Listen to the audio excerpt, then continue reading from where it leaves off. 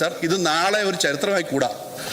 ബഹുമാനപ്പെട്ട മുഖ്യമന്ത്രി, ഒന്നാമത്തെ കാര്യം, നിയമസഭ നടപടിക്രമങ്ങളുടെ ഒരു ലിസ്റ്റ് നിയമസഭ പബ്ലിഷ് ചെയ്തതിന് ശേഷം ആ നടപടിക്രമങ്ങൾ അനുസരിച്ച് മേശപ്പുറത്ത് വയ്ക്കുന്ന ഒരു കടലാസ് എന്ന ഐറ്റത്തിലാണ് ഞാൻ ഈ ധവളപത്രം മേശപ്പുറത്ത് വെച്ചത്.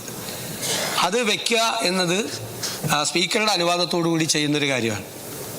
അത് വെച്ചതിന് ശേഷമാണ് അതിനുശേഷമുള്ള എന്തെങ്കിലും ഒബ്ജക്ഷൻ 303 എന്തെങ്കിലും അവതരിപ്പിക്കുന്നത്, അല്ലാതെ വെക്കുന്നതിന് മുമ്പല്ല. അത് നിയമസഭാ നടപടിക്രമങ്ങൾ അങ്ങ് 5 വർഷം അങ്ങേക്ക് അറിയാമെന്ന് പറഞ്ഞു. എനിക്ക് 25 വർഷം അറിയാവുന്ന ആളാണ്. ഇതാണ് നടപടിക്രമം. അങ്ങ് പരിശോധിച്ചാൽ മതി. ഇതിനു മുമ്പ് ഏത് കാര്യത്തിൽ ലീഗൽ ഒബ്ജക്ഷൻ, ഒരു ബില്ല് പോലും പൈലറ്റ് ചെയ്തിട്ടാണ് ലീഗൽ ഒബ്ജക്ഷൻ. ഇത് സംബന്ധിച്ച് ബഹുമാനപ്പെട്ട മുൻ ധനകാര്യമന്ത്രി ശ്രീ KN ബാലഗോപാൽ ഉന്നയിച്ച എല്ലാ കാര്യങ്ങളെയും വളരെ അടിസ്ഥാനരഹിതമായ കാര്യങ്ങളാണ് ഇവിടെ പറഞ്ഞത്. ഒരു ഡോക്യുമെൻറ്റും പുറത്തേക്ക് പോയിട്ടില്ല. ധനകാര്യ വകുപ്പിൻ്റെ നേതൃത്വത്തിലാണ് ഇത് തയ്യാറാക്കിയിരിക്കുന്നത്. ക്യാബിനറ്റിൻ്റെ അനുമതിയോടുകൂടിയാണ് തയ്യാറാക്കിയിരിക്കുന്നത്. ക്യാബിനറ്റിൻ്റെ അപ്രൂവൽ ഈ വൈറ്റ് പേപ്പറിനുണ്ട്. മുഴുവൻ നടപടിക്രമങ്ങൾ പബ്ലിക് ഡൊമൈനിലുള്ള ഡോക്യുമെൻ്റാണ് ഇതെല്ലാം.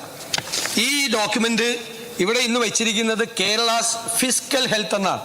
കേരളത്തിൻ്റെ സാമ്പത്തിക ആരോഗ്യത്തെക്കുറിച്ചുള്ളൊരു സ്റ്റേറ്റസ് റിപ്പോർട്ടാണ് ഗവൺമെൻറ് സഭയിൽ വെച്ചിരിക്കുന്നത്. കാരണം കേരളത്തിലെ ജനങ്ങൾ അറിയണം, കേരളത്തിലെ സമ്പദ് വ്യവസ്ഥയുടെ യഥാർത്ഥ ചിത്രം എന്താണ് എന്ന് കേരളത്തിലെ ജനങ്ങൾ, സാധാരണക്കാരായ ആളുകൾ, MLA മാർ, മന്ത്രിമാർ, ജനപ്രതിനിധികൾ, ഇത് തയ്യാറാക്കുന്ന ആളുകൾ എല്ലാവരും അറിയണം. ബ്യൂറോക്രസി എല്ലാവരും അറിയണം ഇതെന്താണ് കേരളത്തിൻ്റെ യഥാർത്ഥ സമ്പദ് വ്യവസ്ഥ. ഇതെല്ലാം പബ്ലിക് ഡൊമൈനിലുള്ള വിവരങ്ങൾ മാത്രമാണ്. ഇത് നമുക്കറിയാം. ഇപ്പോൾ CDSൽ പരിശോധിച്ചാൽ CDSൻ്റെ ചെയർമാൻ ഇതിനകത്ത് കമ്മിറ്റി അംഗമാണ്. CDSൽ എല്ലാ ഡോക്യുമെൻറ്റും ഉണ്ട്. ഗുലാത്തി ഇൻസ്റ്റിറ്റ്യൂട്ടിൽ അവരുടെ സഹകരണം ഞങ്ങൾ തേടിയിട്ടുണ്ട്. അവരുടെ എല്ലാ ഡോക്യുമെൻറ്റും ഉണ്ട്. മാത്രമല്ല എല്ലാ വർഷവും ബജറ്റിൽ പ്രഖ്യാപിക്കുന്ന കാര്യങ്ങളാണ് ഈ ഡോക്യുമെന്റ്സ് എന്ന് പറയുന്നത്. എല്ലാ വർഷത്തെയും ബജറ്റിൻ്റെ ഡോക്യുമെന്റിൽ, പ്ലാൻ ഡോക്യുമെന്റ്, ഇതൊന്നും ഒരു രഹസ്യ സ്വഭാവമുള്ള ഒരു ഡോക്യുമെന്റും ഇതിനകത്തില്ല. എല്ലാം പബ്ലിക് ഡൊമൈനിലുള്ള മുഴുവൻ ഡോക്യുമെന്റുകളും കൃത്യമായി അനലൈസ് ചെയ്തിരിക്കുകയാണ്. അതിന് ഏറ്റവും വിദഗ്ധരായ 3 പേരുടെ സഹായം ഞങ്ങൾ തേടി.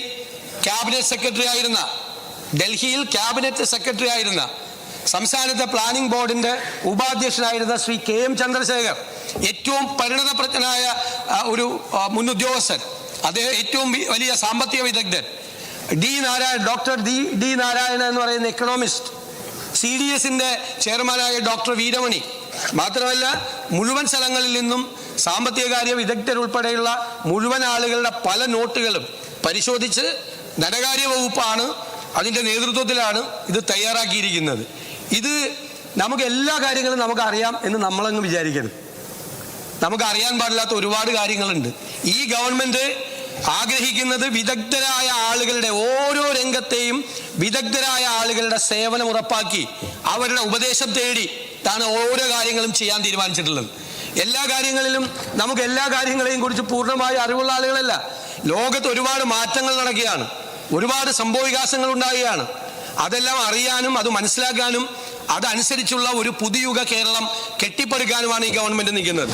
ഞാൻ വളരെ അഭിമാനത്തോടു കൂടി പറയുന്നു, ഇവിടെ പലപ്പോഴും വെച്ചിട്ടുള്ള പല വൈറ്റ് പേപ്പറുകളും പൊളിറ്റിക്കൽ ഡോക്യുമെന്റാണ്. ഇത് it's not a political document. ഇത് സംസ്ഥാനത്തിന്റെ സാമ്പത്തിക ആരോഗ്യം സംബന്ധിച്ച ഒരു സ്റ്റേറ്റസ് റിപ്പോർട്ടാണ്. ഇത് കേരളത്തിന്റെ ഭാവി കെട്ടിപ്പടുക്കുന്നതിന് വേണ്ടി ഏറ്റവും പ്രയോജനം ചെയ്യാൻ പോകുന്ന അടിസ്ഥാന ഡോക്യുമെന്റാണ്. കെട്ടിപ്പൊക്കിയ മിഥ്യകളൊന്നും ശരിയല്ല എന്ന് ഞാനിപ്പോൾ അതിനെക്കുറിച്ച് ഇതിന്റെ വിശദാംശങ്ങളിലേക്ക് പോകുന്നില്ല. അതെല്ലാം വായിച്ചു നോക്കിയിട്ട് എല്ലാവരും മനസ്സിലാക്കിയാൽ മതി. കെട്ടിപ്പൊക്കിയ മിഥ്യകൾ ഒരിക്കലും ഒരു സംസ്ഥാനത്തിന്റെ സമ്പദ് വ്യവസ്ഥയും ഒരു പ്ലാനും തയ്യാറാക്കുമ്പോൾ അതിൻ്റെ അടിസ്ഥാനപരമായ കാര്യങ്ങൾ പോലും ശ്രദ്ധിക്കാതെ സമ്പദ് വ്യവസ്ഥയുടെ അടിത്തറ കുഴിമാന്തുന്ന സംഭവങ്ങൾ ഇതെല്ലാം നമ്മൾ അറിയണ്ടേ? നമ്മൾ അറിയണമെങ്കിൽ വിദഗ്ധ ഉപദേശം വേണം. ആ വിദഗ്ധ ഉപദേശം ഈ സർക്കാർ ഇനിയുള്ള എല്ലാ കാര്യങ്ങളിലും നേടിക്കൊണ്ടായിരിക്കും മുന്നോട്ട് പോകുന്നത്. ആ വിദഗ്ധരുടെ സേവനവും അവരുടെ ഉപദേശവും ഈ വൈറ്റ് പേപ്പർ തയ്യാറാക്കുന്നതിന് സഹായകരമായിട്ടുണ്ട്. അവരോട് നന്ദി പറയാൻ കൂടി ഞാൻ അവസരം ഉപയോഗിക്കുന്നു. ഇദ്ദേഹം ഉന്നയിച്ചതുപോലുള്ള ഒരുവിധ നമ്മുടെ ഏതെങ്കിലും ഒരു ചട്ടമോ ഒരു നടപടിക്രമോ ഒന്നും ലംഘിക്കാതെ എല്ലാ നടപടിക്രമങ്ങളും പൂർണ്ണമായി പാലിച്ചുകൊണ്ടാണ് ഇത് തയ്യാറാക്കിയത്. ഇത് ഭാവി കേരളം കെട്ടിപ്പടുക്കുന്നതിനുള്ള ബേസിക് ഡോക്യുമെന്റായി മാറണം എന്നാണ് ഞങ്ങളുടെ ആഗ്രഹം. ഇന്ന് സഭയിൽ സർക്കാർ മേശപ്പുറത്ത് വെച്ചിരിക്കുന്ന ധവളപത്രം ബഹുമാനപ്പെട്ട പ്രതിപക്ഷ നേതാവ്. സർ, ബഹുമാനപ്പെട്ട മുഖ്യമന്ത്രി പറഞ്ഞ കാര്യം ഒരു വീണെടുത്തുനിന്ന് ഉരുളലാണ്. നമ്മുടെ സംസ്ഥാനം ഇതേവരെ പ്രസിദ്ധീകരിച്ചിട്ടുള്ള ധവളപത്രങ്ങളൊക്കെ പൊളിറ്റിക്കൽ ഡോക്യുമെൻ്റായിരുന്നു. ഇതാണ് ശരിയായ ധവളപത്രം എന്നാണ് അദ്ദേഹം പറഞ്ഞത്. സർ, അത് വിചിത്രമായൊരു വാദമാണ്. സർ, നമ്മുടെ സംസ്ഥാനത്ത് അപ്പുറത്തായാലും ഇപ്പുറത്തായാലും മാറി മാറി വന്ന ഗവൺമെൻറ്റുകൾ ധവളപത്രം ഇറക്കിയിട്ടുണ്ട്. സർ, ഇവിടെ പ്രശ്നം ധനകാര്യ വകുപ്പിനെ ഇരുട്ടിൽ നിർത്താൻ പാടില്ല എന്നുള്ളതാണ്. ഇതിനു മുൻപുള്ള എല്ലാ ഗവൺമെൻറ്റുകളും, ഞങ്ങളതായാലും UDF-ൻ്റെതായാലും, ധനകാര്യ വകുപ്പാണ് ഇത് തയ്യാറാക്കിയിട്ടുള്ളത്. സർ, ഇവിടെ ധനകാര്യ വകുപ്പല്ല തയ്യാറാക്കിയത്. അതാണ് ഗൗരവമായ വിഷയം. അപ്പോൾ ധനകാര്യ വകുപ്പ് നേരത്തെ തയ്യാറാക്കിയ അത്തരം ഡോക്യുമെൻറ്റുകൾ പൊളിറ്റിക്കൽ ഡോക്യുമെൻ്റാണെന്ന് മുഖ്യമന്ത്രി പറയുന്നത് വിചിത്രമായൊരു വാദഗതിയായിപ്പോയി. സർ, ഇതാണ് പൊളിറ്റിക്കൽ ഡോക്യുമെൻ്റ്. അത്തരമൊരു പൊളിറ്റിക്കൽ ഡോക്യുമെൻ്റ് ഇവിടെ കൊണ്ടുവന്നത് തീർത്തും അനുചിതമായ നടപടിക്രമമാണ്. സർ, ആ ഉപദേശം തേടുന്നവരെ പറ്റി ഞങ്ങൾക്കാർക്കും വ്യത്യസ്ത അഭിപ്രായമില്ല. വിദഗ്ധരുടെ ഉപദേശം പല കാര്യങ്ങളിലും തേടേണ്ടി വരും. ഗവൺമെൻറ് ഇനിയും തേടേണ്ടതായിട്ട് വരും. പക്ഷേ ധവളപത്രം തയ്യാറാക്കുന്നത് നമ്മുടെ ധനകാര്യ വകുപ്പായിരിക്കണമായിരുന്നു. അതിൻ്റെ വ്യതിയാനമാണ് വന്നിട്ടുള്ളത്. ഇതൊരു കൃത്യമായ പൊളിറ്റിക്കൽ ഡോക്യുമെൻ്റാണ്. ഉള്ളടക്കം നോക്കി ബാക്കി കാര്യങ്ങൾ പിന്നീട് പറയാം. ബഹുമാനപ്പെട്ട മുഖ്യമന്ത്രി, ബഹുമാനപ്പെട്ട പ്രതിപക്ഷ നേതാവ് ഇവിടെ നടത്തിയതാണ് പൊളിറ്റിക്കൽ സ്റ്റേറ്റ്മെൻറ്റ്. സാർ, ഒരു നടപടി അങ്ങ് ഇതിന് എതിരായിട്ടൊരു ആക്ഷേപം ഉന്നയിക്കുമ്പോൾ ഏത് നടപടിക്രമമാണ്, ഏത് ആക്റ്റാണ്, ഏത് റൂൾസാണ്, ഏത് പ്രൊസീജിയറാണ് ലംഘിച്ചുകൊണ്ടാണ് ഇത് നടത്തിയതെന്ന് പറയാൻ കഴിഞ്ഞിട്ടില്ല. പിന്നെ ജസ്റ്റ് പറയാമല്ലോ, ഇതാണ് പൊളിറ്റിക്കൽ ഡോക്യുമെൻ്റ്. അങ്ങ് ഇത് വായിച്ചു നോക്കിയിട്ട് പോലില്ലല്ലോ. വായിച്ചു പോലും നോക്കാതെ അങ്ങയുടെ കയ്യിൽ ഇപ്പോൾ കോപ്പി എത്തുന്നേ ഉള്ളൂ. അതിനു മുമ്പ് ഇതൊരു പൊളിറ്റിക്കൽ ഡോക്യുമെൻ്റ് ആണെന്ന് അങ്ങ് എങ്ങനെയാണ് മുൻകൂട്ടി പറയുന്നത്? അത് മുൻവിധിയോടുകൂടി അങ്ങ് പറയാണ്. മുൻവിധിയോടുകൂടി അതിൻ്റെ കവർ എത്തുന്നേ ഉള്ളൂ. അവിടെ ആ കവർ എത്തുന്നേ ഉള്ളൂ. എൻ്റെ കയ്യിൽ കിട്ടിയ, ഞങ്ങൾ ക്യാബിനറ്റ് പരിശോധിച്ചുകൊണ്ട് എനിക്കറിയാം അങ്ങ് ഇത് കണ്ടിട്ട് പോലുമില്ല. കാണുന്നതിന് മുമ്പ് ഇതാണ് പൊളിറ്റിക്കൽ ഡോക്യുമെൻ്റ് എന്ന് പറഞ്ഞത് ഉചിതമായില്ല എന്നാണ് എനിക്ക് പറയാനുള്ളത്. സർ, ഞാൻ പറഞ്ഞത് ബഹുമാനപ്പെട്ട മുഖ്യമന്ത്രി പറഞ്ഞതിനുള്ള മറുപടിയാണ്. അദ്ദേഹമാണ് പറഞ്ഞത് നേരത്തെ ഉള്ളതെല്ലാം പൊളിറ്റിക്കൽ ഡോക്യുമെന്റ് ആയിരുന്നു. അതിനുള്ള മറുപടിയാണ് ഞാൻ പറഞ്ഞത്. അതാണ് ശ്രദ്ധിക്കേണ്ടത്. നമുക്ക് പറഞ്ഞത് കൃത്യമായിട്ട് ഇറ്റ്സ് ഓൺ റെക്കോർഡ്. ഞാൻ പറഞ്ഞത് ശ്രദ്ധിച്ചോ? ഇതിനു മുമ്പ് കൊണ്ടുവന്ന പല ധവളപത്രങ്ങളും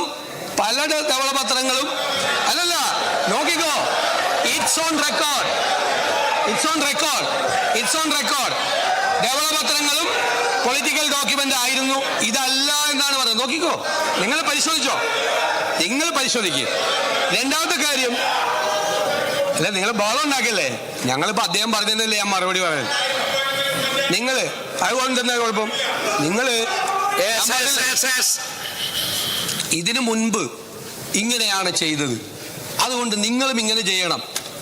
അങ്ങനെ ചെയ്യണമെങ്കിൽ അത് പാലിക്കേണ്ട ഏതെങ്കിലും നടപടിക്രമങ്ങൾ ലംഘിച്ചാൽ അത് പറയാം. ഞങ്ങൾക്ക് ഞങ്ങളുടേതായ രീതിയുണ്ട്. ഞാൻ പറഞ്ഞല്ലോ, നിങ്ങൾ പിന്തുടരുന്ന നയം തുടരാനല്ല ഞങ്ങൾ ഇവിടെ ഇരിക്കുന്നത്. ഞങ്ങളെ ജനങ്ങൾ ഇവിടെ ഇരുത്തിയിരിക്കുന്നത് അതിനല്ല. ആ നയങ്ങൾക്ക് മാറ്റമുണ്ടാകണം, ആ സമീപനങ്ങൾക്ക് മാറ്റമുണ്ടാകണം. അതിനാണ് നിങ്ങളെ പരാജയപ്പെടുത്തി ഞങ്ങളെ വിജയിപ്പിച്ച് ഞങ്ങളെ ഈ കസേരകളിൽ ഇരുത്തിയിരിക്കുന്നത്. ആ മാറ്റം ഉണ്ടാവുക തന്നെ ചെയ്യും.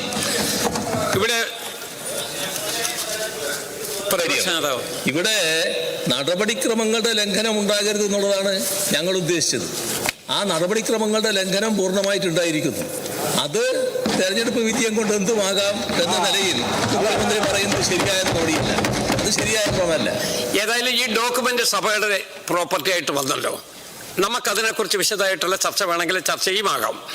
ഇന്ന് സഭയിൽ സർക്കാർ മേശപ്പുറത്ത് വെച്ചിരിക്കുന്ന ഈ ധവളപത്രം ക്യാബിനറ്റ് അംഗീകരിച്ചതാണ് എന്നുള്ളതാണ് ഇതിലെ പ്രധാനപ്പെട്ട ഒരു ഘടകം. ഒരു ഔദ്യോഗിക രേഖയായിട്ടാണ് അത് ഈ സഭയുടെ മുമ്പിൽ വന്നിട്ടുള്ളത്. മുഖ്യമന്ത്രി പറഞ്ഞ വിശദീകരണത്തിൻ്റെ അടിസ്ഥാനത്തിൽ ശ്രീ കെ എൻ ബാലഗോപാൽ ഉന്നയിച്ച വിഷയത്തിൽ ക്രമപ്രശ്നമുള്ളതായിട്ട് ചെയർ കാണുന്നില്ല. അതുകൊണ്ട് ധവളപത്രം മേശപ്പുറത്ത് വെച്ച് നമുക്ക് ബാക്കി അനന്തര നടപടികളിലേക്ക് നീങ്ങാവുന്നതാണ്. അതിനുള്ള സന്ദർഭം ഇവിടെ ഉണ്ടാവുകയും ചെയ്യും. പോട്ടെ, അതൊക്കെ നമുക്ക് വേറെ ചർച്ചയിൽ വരുമല്ലോ. ബാലഗോപാൽ, നമുക്ക് അതിനുള്ള ചർച്ചയിൽ വരുമല്ലോ. അടുത്തത് ഗവർണറുടെ പ്രസംഗത്തിലുള്ള നന്ദി രേഖപ്പെടുത്തുന്ന